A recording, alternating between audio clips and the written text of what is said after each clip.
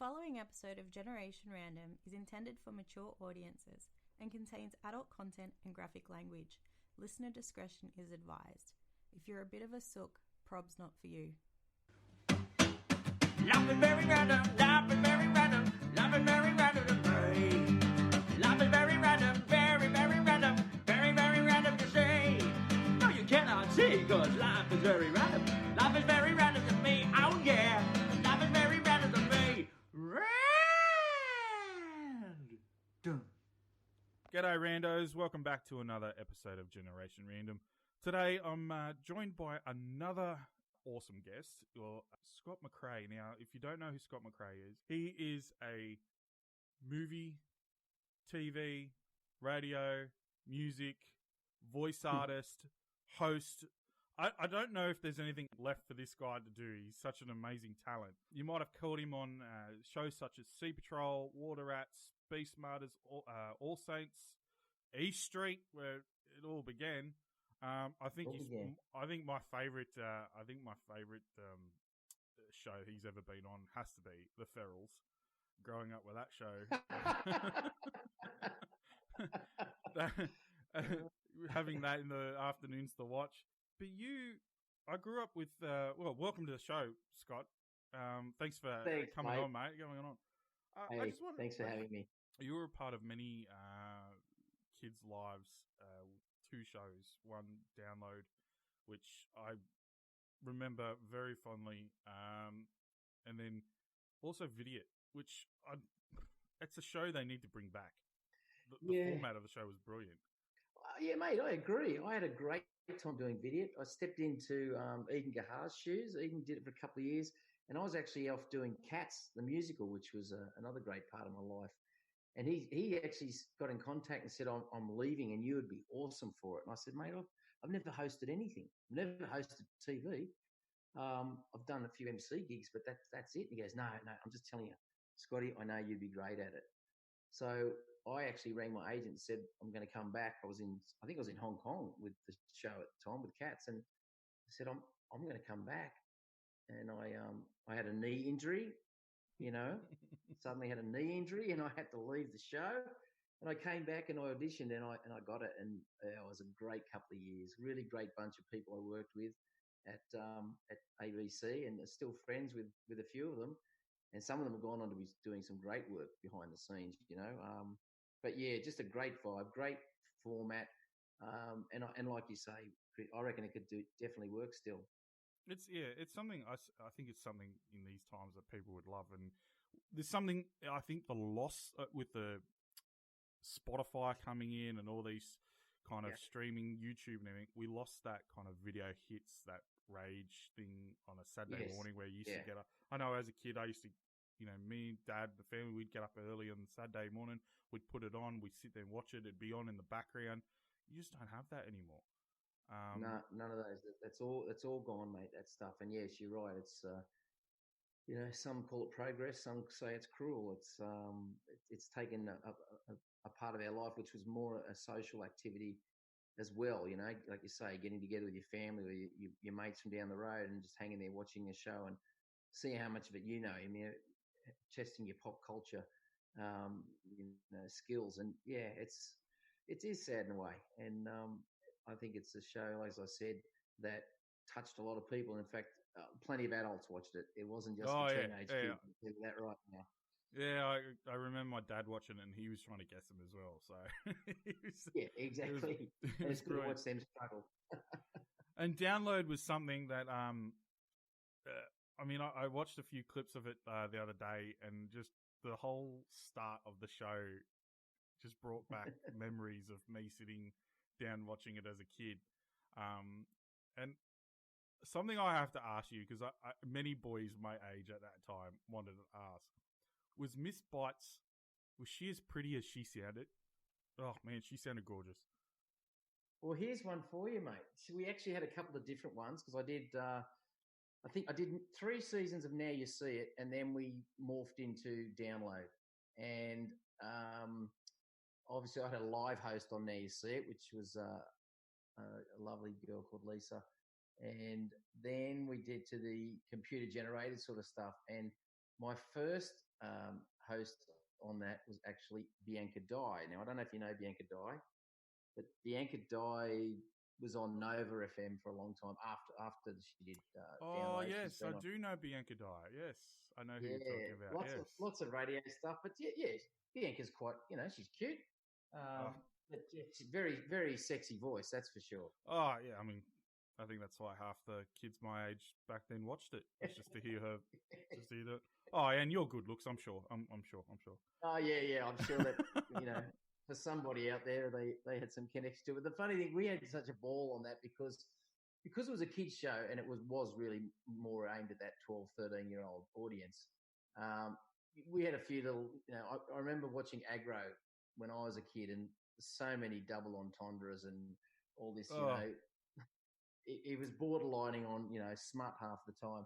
We didn't want to go down that track, but, after you shoot, 50 episodes of a kids show with screaming kids and everything else, sometimes you just needed to spark yourself up. So we'd sort of answer a few questions or ask a few questions and then have a bit of fun with Miss Bites where we'd, throw a little double entendre to see if the kids would get it, or actually see if the director was actually listening.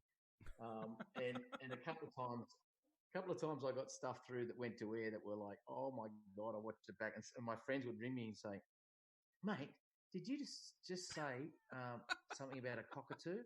And I went, yeah, that was the answer. And he said, yeah, but you didn't say it like that. And I went, oh, really? And it was, those little moments. I used to joke that I'd take Miss Bites out for a date. But it was in a bowling ball bag. I just take her head out for a date and stick her on the table. Funny you should mention that, Grau. I just watched a video of all the outtakes of him being extremely rude and how and I was like, how did my parents let me watch this when I was younger? Oh. And Anne Marie, who used to be his co-host. Oh, how'd she put up with it? She didn't sometimes. She'd get up and give him a beating, and because he was down on his knees, she could just give it to him. Funny days. Kids TV, mate. Kids TV. It was great fun back then. That's it, mate. That's it. Look, something else I want to have a talk about, because you're a great lover of two things: music and traveling. Yes. Which you've incorporated in your career quite awesomely, if I may say. So you're also known as that travel guy. The travelling guy. The travelling guy. Sorry, the travelling guy. I wanted the travel guy, but there was already this guy out there, and he'd done like 2 posts on Instagram and then disappeared, so I couldn't use the name. Damn him! Tell me about it. And I keep DMing, he just doesn't answer, and Insta won't do anything about it. So on Insta, I'm Scotty the travelling guy, and on Facebook, I'm the travelling guy. So I'm thinking maybe I keep trying to get contact to change it with this other bloke so I can just be the travelling guy. But anyway, for now it's I'm just going to have to deal with what it is. But yeah, look, I was lucky enough, and it actually came out. We're talking about the kids shows. It came out of the kids shows because I think we were doing Download, and Channel 9 was affiliated with Win Television back then. Mm-hmm. And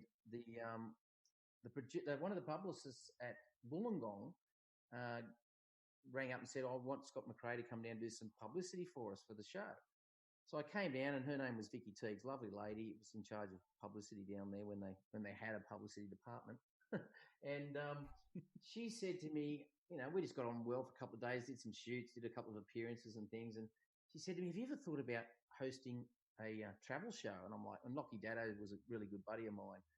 And he told me about how good Getaway was. But yes, you work your ass off. And, there's times where you just think, oh my God, I want to be home in my bed. But he said, yeah, apart from that, you're going to have a great life.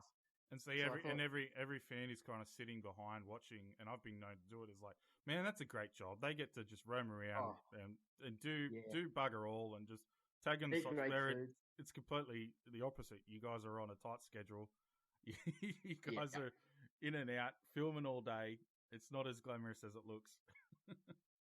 That's true, but if we bitch about it, give us a good slap in the head too, because I could be cleaning toilets somewhere. But and she just said, look, we've got a show called Destinations, and they were getting rid of the girl that was the host at the time, and I said, yeah, I'll do it. And they flew me down to Hobart and did an audition at the Cascade Brewery of all places, beautiful, stellar building, heaps of history. and I talked about beer and how good it was for 5 minutes and what the place was like, and it was how hard's that for a young fella who likes to drink a beer and likes a bit of history as well. So I got the gig, and then I did that for 5 years, and then that morphed into postcards, and then it morphed into Postcards Australia. And at the same time, I started learning to produce.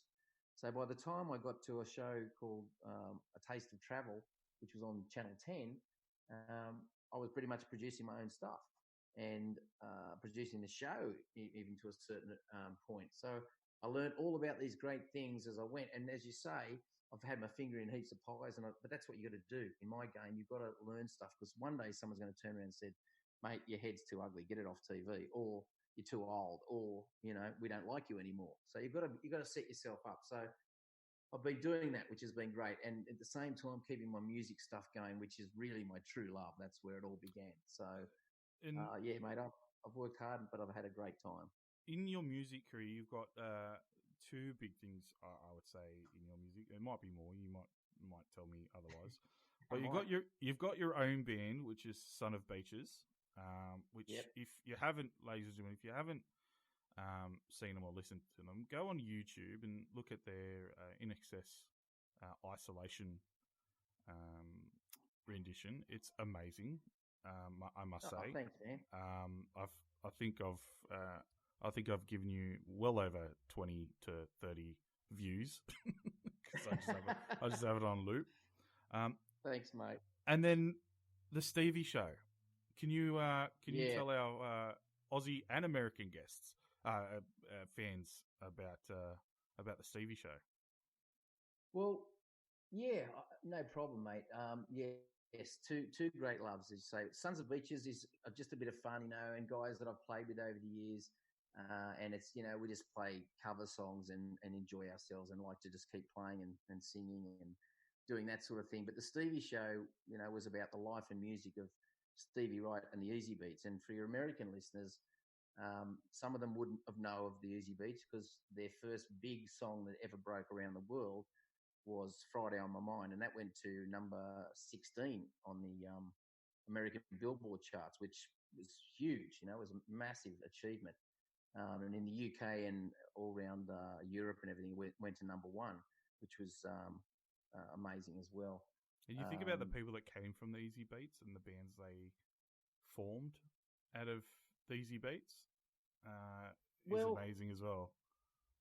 Yeah, when you look at you've got this is the thing. It's a band made up of 10-pound Poms and a couple of Dutchmen, and it was that era where they came to Villawood Migrant Hostel, most of them, and Harry Vander and of course George Young became Vander and Young, which were one of the most amazing music production teams ever to grace this planet.